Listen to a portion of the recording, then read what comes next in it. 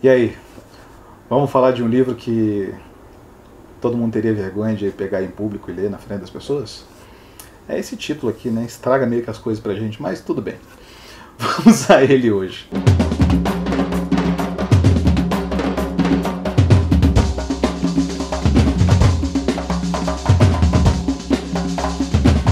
Livro de hoje, Menos Marx, Mais Mises.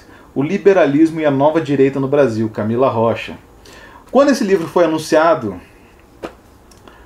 uma galera achou que a Todavia estava lançando um livro de direita, um livro de propaganda, um livro, e começou a já querer cancelar o livro antes dele sair. A coisa tá tosca, né, galera? Já falei isso pra vocês, não é de hoje que eu falo, mas enfim. Vamos lá. A Camila Rocha, para que não reste nenhuma dúvida, é uma moça de esquerda, né? É uma mestra e doutora em ciência política pela Universidade de São Paulo, né? E tem largas afiliações à esquerda, mas ela foi tentar estudar o fenômeno do liberalismo no Brasil, mais ou menos na primeira metade da década passada, do qual saiu esse livro. E ela foi estudar isso no Instituto Liberal do Rio de Janeiro, que é um think tank, né, de pensamentos e de textos pró-mercado. Na época, quem era presidente desse Instituto Liberal era o Rodrigo Constantino. E ela foi lá fazer a pesquisa dela. E, surpreendentemente, para quem sente uma certa simpatia pelo pensamento liberal, pode ficar descansado, porque ela fez um trabalho relativamente sério aqui, muito embora os dados que ela tenha usado sejam mais as pesquisas de percepção de público a respeito da política, e não muito mais do que isso, né? Eu fico um pouco assim com um livro de ciência política que tem pouco dado, ou que só tem dados dessa natureza, mas dito isso, acho que ela fez um trabalho legal, e acho que mesmo uma pessoa de direita pode ter esse livro aqui como um bom referencial para entender o pensamento liberal no Brasil. Basicamente, ela explica como ela foi para lá, primeiro para o Rio de Janeiro, se mudou para o Rio de Janeiro, foi lá, apesar de ser de esquerda, apesar de ser reconhecidamente de esquerda, os caras do Instituto Liberal deixaram ela entrar, e ela ficou amiga deles, e durante um tempo os dois lados se divertiram tendo almoço juntos e coisas do tipo, e tiveram um ótimo tempo aí de qualidade passado juntos, discutindo ideias antagônicas da política e etc. E essa é a ideia que ela coloca no final do livro, que não são pessoas ruins, são pessoas que só têm outras ideias de desenvolvimento para o país, né? No caso, a ideia em questão é o pensamento liberal, né? O neoliberalismo, com uma derivação que ela coloca no livro como ultraliberalismo, que é o libertarianismo, né? Que é aquela ideia de que você extrapola o liberalismo econômico para as esferas privadas da vida, né? Então o cara quer liberar tudo, né? Então, tipo, libera arma, libera maconha, libera aborto, libera igreja de Satanás, o que você quiser, né? Etc. E o pensamento liberal, como a gente conhece ele, o mais popular aqui no Brasil, que é esse pensamento de Estado mínimo, de privatizações, etc., né, e de que, né, o livre mercado se regula, a mão invisível do mercado ajuda todo mundo, que passagem não custa R$200 num dia e 1.200 no outro, e principalmente não é essa filosofia que é barrada com um muro do tamanho do Everest na hora que vê o primeiro pobre na frente, né? Porque na hora que você vê uma pessoa comendo lixo, o pensamento liberal não tem muito uma resposta, só tem a quem culpar. Aí fala, não, isso é culpa do mercado, é culpa do governo, é culpa não sei o quê, porque... né, ou culpa das pessoas, porque elas são preguiçosas, né? Podia estar trabalhando, mas comer lixo é mais fácil, né? Comer lixo é só abrir a tampa do lixo e comer o lixo, né? É que daí a pessoa é preguiçosa. Podia estar trabalhando, podia estar 14 horas carregando um carrinho de papelão para cima e para baixo na cidade, mas não, acha mais fácil comer o lixo, que é mais fácil. É só abrir a tampa, é só o esforço de abrir a tampa, revirar aqui, tirar as moscas, tirar os pedaços de papel higiênico usado e comer a comida que está ali, né? Então, assim, porra, né? Então, assim, pensamento liberal basicamente é isso, né, galera? A gente sabe o que acontece, mas beleza. Como é que ela explica aqui o pensamento liberal no Brasil. Basicamente deriva de alguns intelectuais que foram estudar nos Estados Unidos e trouxeram as ideias para cá. Basicamente ela coloca o ponto zero do pensamento liberal aqui no Brasil como sendo a publicação da tradução em português do livro do Hayek, O Caminho da Servidão. A partir daí, pessoas começaram a se interessar pelo assunto e começaram a traduzir cada vez mais, e foi se criando essa tentativa de fazer think tanks no Brasil para disseminar o pensamento para o mercado de uma maneira geral. Aqui ela coloca para o mercado qualquer pensamento minimamente liberal, liberal, ultraliberal, libertário, etc. Tudo, né, para o mercado. O Instituto Liberal do Rio de Janeiro, né, que é esse think tank que é um dos mais influentes aí, ele foi fundado por um canadense chamado Donald Stewart Jr., que era um cara milionário, um cara muito cheio da grana, e fez isso daí para tentar fazer com que a galera aqui do Brasil se interessasse mais pelo pensamento liberal. Ela coloca no meio do livro, o desenvolvimento do livro é um pouco chatinho nesse começo, porque é uma parte que a gente não viveu, né? E também não é nada de muito interessante. Basicamente é um bando de gente querendo empurrar para empresários o pensamento liberal, alheios ao fato que empresário não é muito de ler e não é muito de ter ideia, o cara só gosta de ganhar dinheiro, né? E a menos que você chegue com ideias muito práticas de como ganhar dinheiro, não com filosofias que podem gerar políticas para ganhar dinheiro, etc., a galera não se interessava muito. E aí, além do mais, além de descobrir que empresariado era meio analfa, também descobriu que os caras eram muito patrimonialistas. Quer dizer, como é que você vai implementar a ideia de Estado mínimo num país que todo mundo pede tudo pro governo? Sacou? Durante a ditadura militar, principalmente, chega a galera, começa a tratar direto com os militares ali, pedir os arregos que o rico sempre pede, etc. Bom, vocês viram toda a merda do pato de borracha ali da FIEP, né? O Paulo Scaff, aquela merda toda com a Dilma, porque justamente, né, tentou fazer passar a agenda da FIEP, né? Os caras botaram a grana no bolso, e isso a Laura Carvalho explica muito bem lá na Valsa Brasileira, né? O outro livro da Todavia, que também explica um pouco desse movimento da nova direita no Brasil. Fizemos entrevista com a Laura, Murilo pode deixar o link aí com vocês. E eventualmente, depois que esse cara morre, depois que o Donald Stewart Jr. morre, o Instituto Liberal para de ganhar tanta grana, assim, porque aí eles acho que tem a maior ferida narcísica no nervo do think tank deles, é que eles descobrem que os caras que estavam dando dinheiro para o Instituto Liberal não eram caras exatamente pró-mercados, eram só caras que queriam fazer negócios com Donald Stewart Jr. e usavam ali o Instituto como balcão de negócio, né? Aproveitava fazer um agrado pro cara, etc. Aí a história só aí a história já fica meio tristinha, né? Tipo, é uma parada meio foda, assim, de você pensar e tudo mais.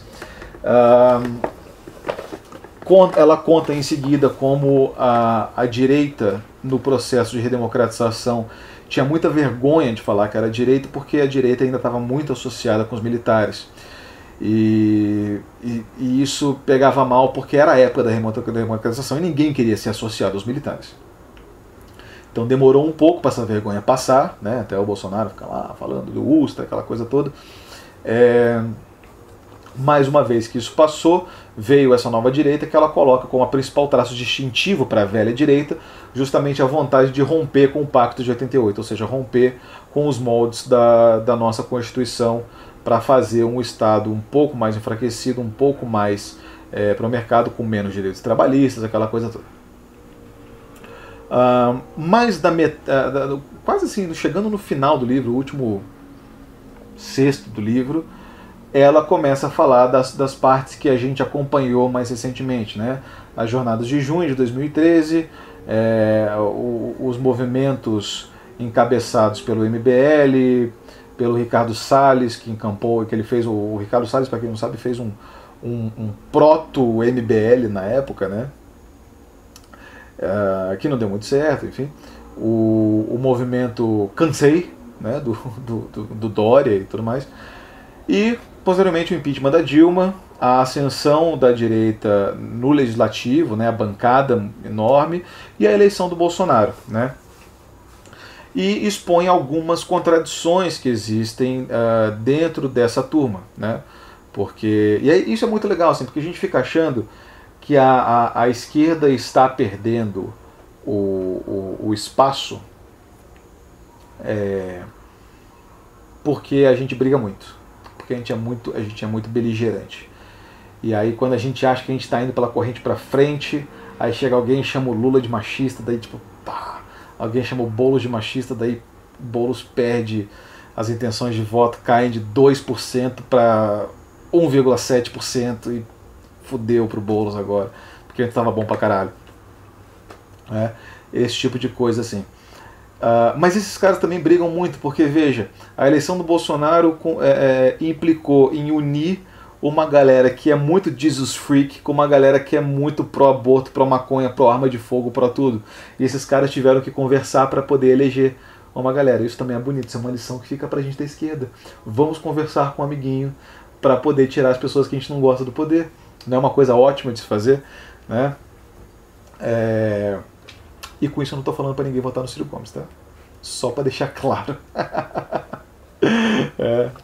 Galera, esse ano é ano de eleição, deixa eu só lembrar uma parada para vocês, tá?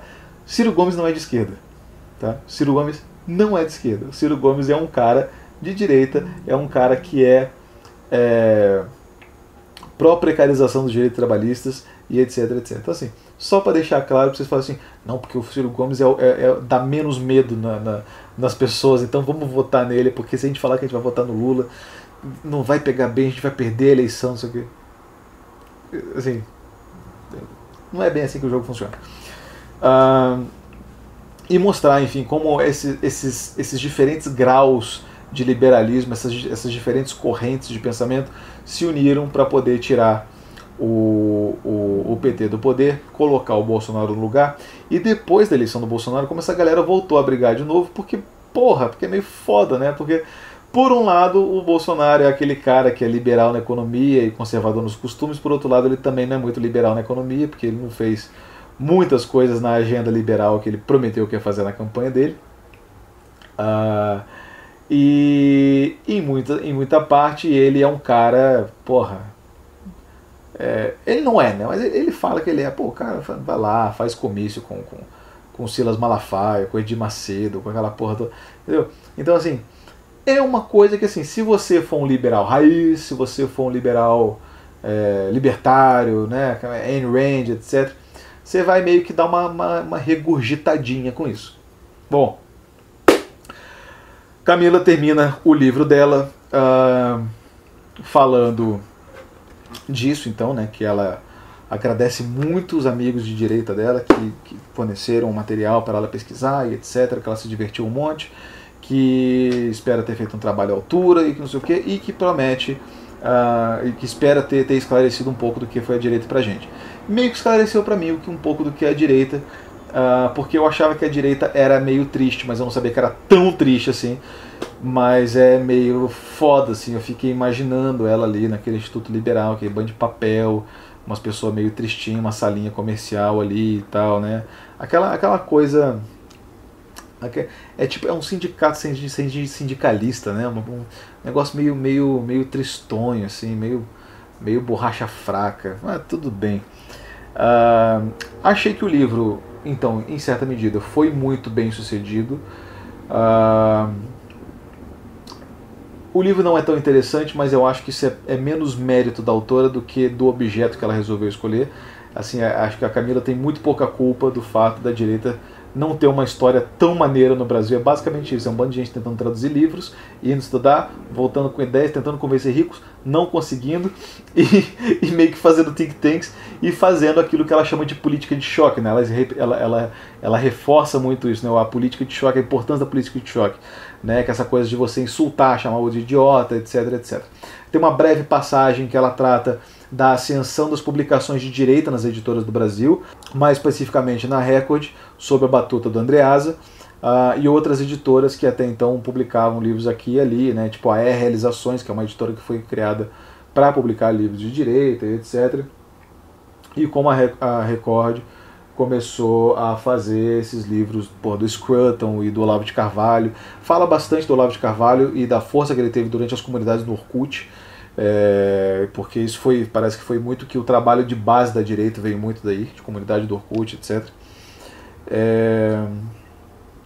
O Olavo, que hoje queima no inferno, e teve bastante importância para a galera nessa época, porque ele era um cara que tinha muito a dizer, e ele canalizava esse ressentimento da direita, que acreditava estar vivendo sob o jugo de uma ditadura cultural esquerdista, né?